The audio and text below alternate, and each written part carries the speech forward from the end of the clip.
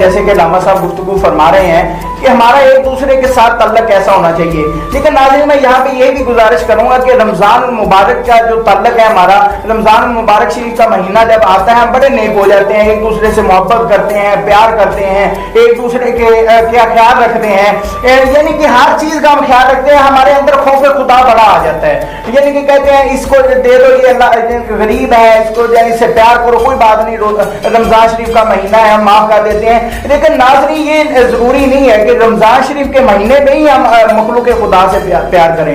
ہمارا حق بنتا ہے کہ جس طرح ہم رمضان المبارک کے مہینے میں اللہ کے بندوں سے پیار کرتے ہیں، اسی طرح ہم باقی 11 مہینے بھی اللہ کے بندوں سے پیار کریں گے تو تب جو ہماری عبادت جو ہے وہ ہمارا خوف خدا ہے وہ اللہ تعالیٰ کو پسند آئے گا۔ یہ نہیں کہ ایک مہینے میں ہم اللہ تعالیٰ کے بندوں سے پیار کرتے رہیں، ان کو کچھ اس تک نہ کہیں، لیکن جب رمضان المبارک کا مہینہ چلا جائے وہ جمعۃ الوداع کی طرح ہم جو ہے نا عبادات کو بھی الوداع کہہ دیں، نمازوں کو بھی الوداع کہہ دیں، نیکیوں کو بھی الوداع کہہ دیں اور جو ہے نا اپنے وہ برائیوں کی طرف چل پڑے، یہ نہیں ہے۔ یہ تعلق ایسا ہونا چاہیے کہ اگر آپ نے رمضان المبارک کے مہینے میں روزے رکھے ہیں، نمازیں پڑھی ہیں، ذکر و اذکار کیا ہے، اللہ کے بندوں سے پیار کیا ہے، تو باقی 11 مہینے بھی جب آپ اللہ کے بندوں سے پیار کریں گے، اللہ اسی طرح ذکر و اذکار کریں گے، نمازیں پڑھیں گے، آپ دیکھ لیں کہ رمضان المبارک کا مہینہ جب چلا جاتا ہے تو ہماری مسجدیں جو ہے ان میں رش جو ہے وہ کم ہو جاتا ہے۔ حالانکہ ہونا ایسا نہیں چاہیے، کیونکہ ہمارے اندر خوف خدا اس طرح کا ہونا چاہیے کہ ہم نماز کبھی بھی نہ چھوڑیں۔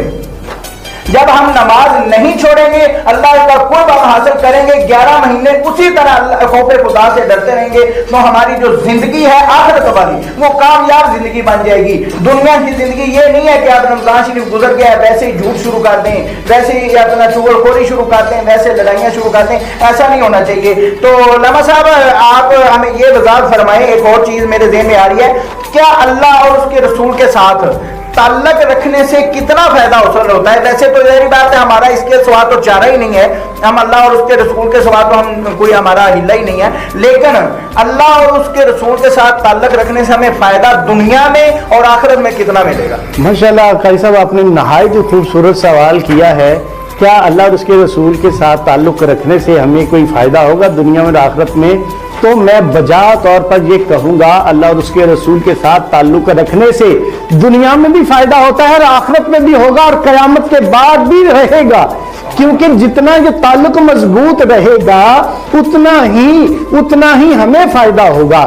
آئیے ذرا ہم دیکھتے ہیں، آج ہم کہتے ہیں کہ بھائی قبر میں جانے کی تیاری کرو، آخرت کی تیاری کرو، قبر میں جائیں گے تو ہم نے اکثر علماء کرام سے سنا ہوا وہ کہتے ہیں کہ قبر میں حضور صلی اللہ علیہ وسلم تشریف لے کے آئیں گے، سوال ہوگا، باقاعدہ پوچھا جائے گا، تو جب یہ پوچھا جائے گا تو یہ ایسے تو نہیں پوچھا جائے گا، جس بندے کا جس کے ساتھ تعلق ہوگا اسی کے بارے میں ہوگا نا۔ ایک عام سی مثال میں یہاں پہ دے رہا ہوں، یہ ہم دنیا ہے نا، دنیا میں رہتے ہوئے ہمارا اگر کسی وزیر اعلیٰ وزیر اعظم سے تعلق ہے نا تو ہم پروٹوکول سے جاتے ہیں جناب، قاری صاحب ایسے ہی ہے نا کہ بھائی وہ میرا تعلق دار ہے، وہ آتے ہیں جی بھیج تو فلاں جی میرا جاننے والا ہے، ٹھیک ہے، دور نہ جائیں آپ۔ یہ ابھی موجودہ کورونا کی صورتحال کے اندر بینک ہے نا، بینکوں کے بعد لمبی لائنیں لگی ہوئی ہیں، باہر سے ایک بندہ کھڑے ہو کر اندر فون کرتا ہے تو وہ اندر والا گارڈ کو کہتا ہے بھائی اس کو آنے دو، کیوں جی یہ میرا تعلق دار ہے۔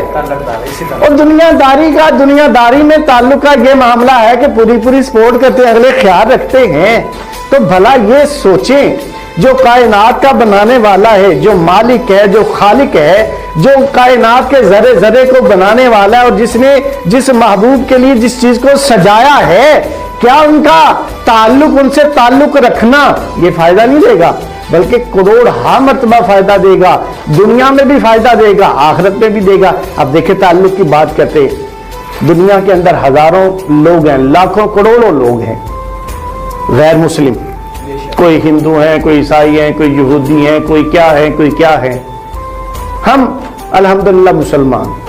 کیوں مسلمان؟ ہمارا تعلق، کیونکہ ہمارا تعلق رسول کریم رؤوف الرحیم صلی اللہ علیہ وسلم کے ساتھ ہے، اس لیے ہم مسلمان ہیں۔ یہ نسبت بڑی چیز ہے، یہ تعلق بڑی چیز ہے، اگر نہ ہو تو ہم انہی لوگوں کی طرح ہوں گے، وہ ان کا مقصد ہے زندگی میں آئے، کھائے پیے، عیاشی کیا، چلا گئے، ہم بھی ان جیسے ہو جاتے.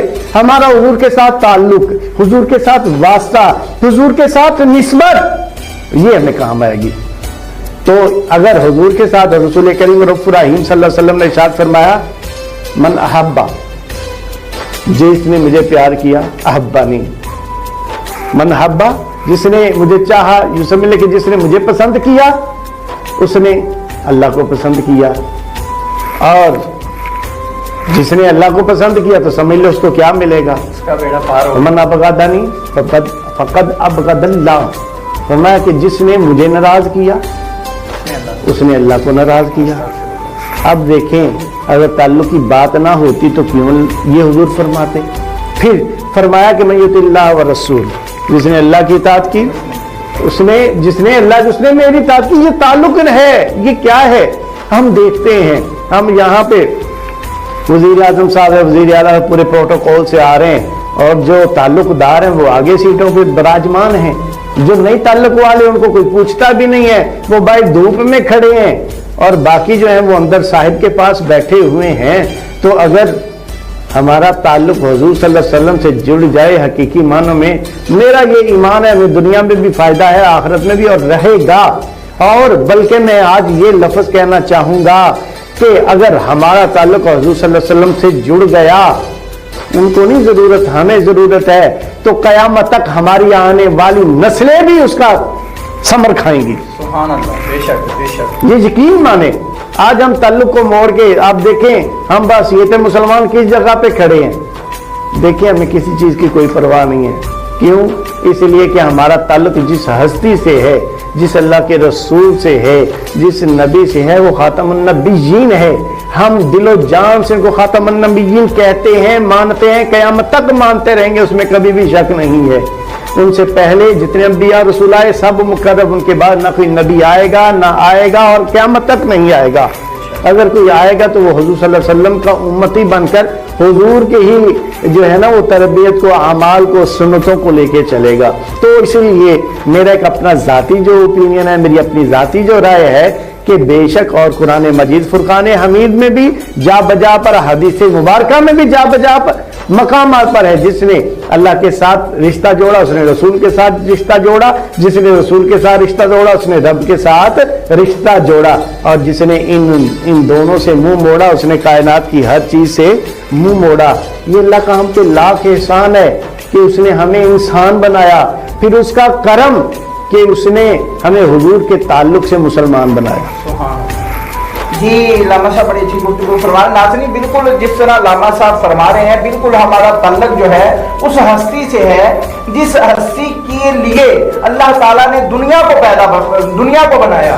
کیونکہ اللہ تعالیٰ نے فرمایا کہ اگر میں نے, اے پیارے محبوب صلی اللہ علیہ وآلہ وسلم, میں نے اگر آپ کی ہستی کو نہ بنانا ہوتا, دنیا میں نہ لانا ہوتا, تو میں نے دنیا میں کوئی چیز نہیں بنانی تھی, کوئی انسان, کوئی جن پرند ہے, کوئی چیز نہیں بنانی تھی. حتیٰ کہ اللہ تعالیٰ نے فرمایا کہ میں نے اپنے رب ہونے کا اظہار بھی نہیں کرنا تھا. ہمارا اس ہستی کے ساتھ اگر تعلق بن جائے گا تو ہماری جو دنیا ہے اس میں بھی ہمیں عزت ملے گی, جو آخرت ہے اس میں بھی ہمیں عزت ملے گی. تو ناظرین رمضان المبارک کا مہینہ ہے, اس میں ہم جو ہے نا, یہ بڑی ہی دکھ کی بات ہے, ہم سے جدا بھی ہو رہا ہے, لیکن اس میں اکثر یہ ہوتا ہے کہ ہم اللہ کے بندوں سے بڑا پیار کرتے ہیں, اللہ کے بندوں کا بڑا خیال رکھتے ہیں. لیکن حالانکہ ہمیں چاہیے کہ ہم اسی طرح جو ہے نا خیال بھی رکھیں, پیار بھی کریں, محبت بھی کریں.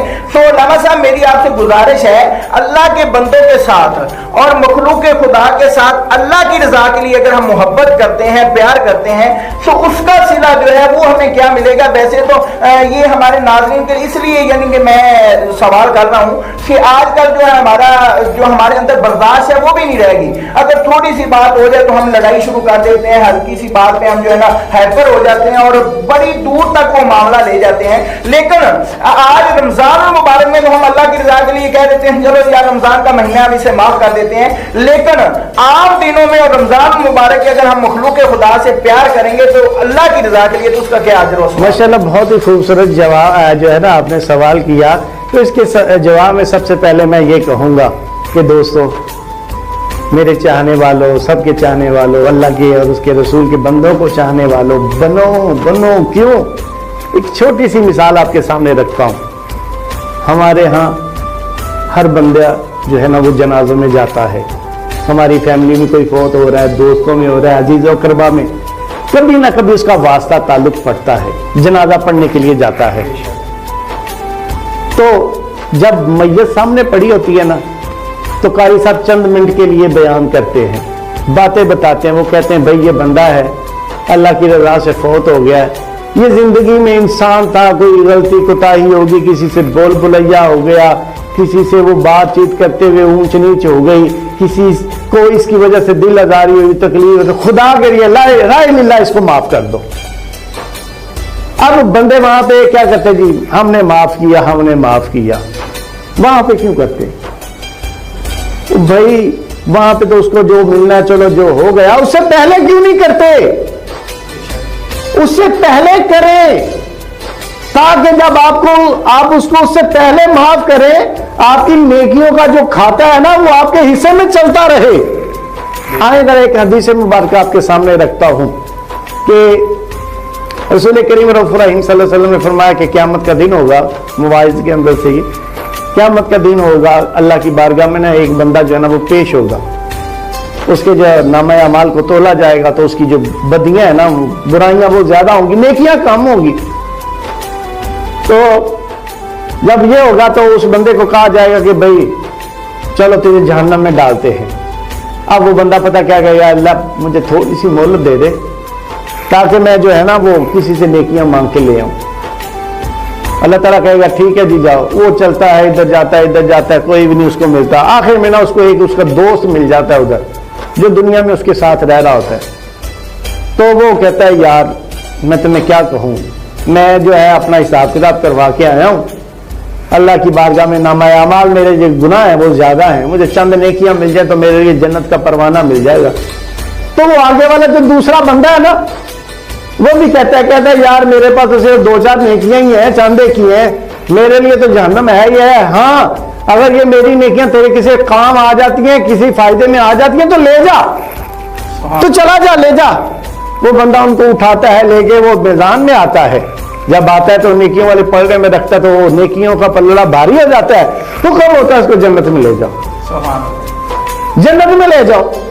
اب وہ فرشتے اس کو لے کے جنت میں جا رہے ہیں. جب وہ بندہ جنت کے دروازے پہ پہنچتا ہے نا تو اس کو شرم آنے لگ پڑتی ہے. اب صاحب وہ شرمندہ ہونا شروع ہو جاتا ہے.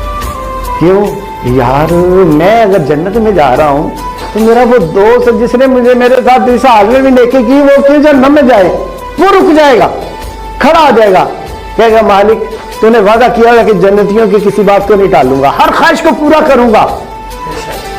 اللہ کہے گا ہاں میں نے کہا کہ ہر خواہش کو پورا کروں گا.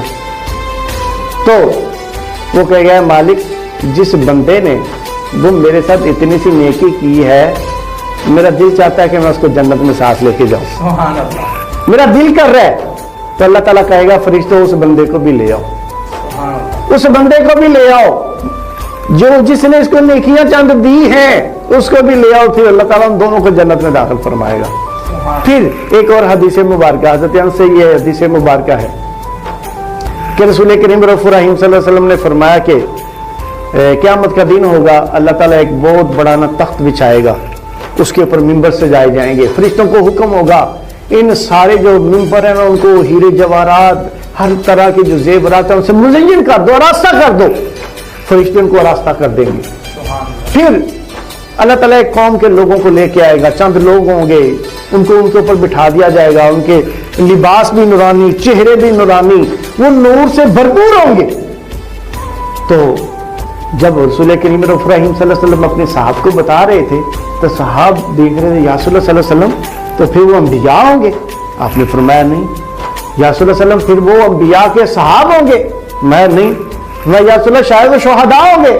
فرمایا نہیں. تو یا رسول اللہ صلی اللہ علیہ وسلم وہ کون لوگ ہوں گے؟ فرمایا وہ لوگ ہوں گے جو دنیا میں ایک دوسرے کے ساتھ ملیں گے, بیٹھیں گے اور یہ کہیں گے اے اللہ کے بندے میں تجھ سے اللہ کی رضا کے لیے پیار کرتا ہوں, تجھے اللہ کی رضا کے لیے چاہتا ہوں.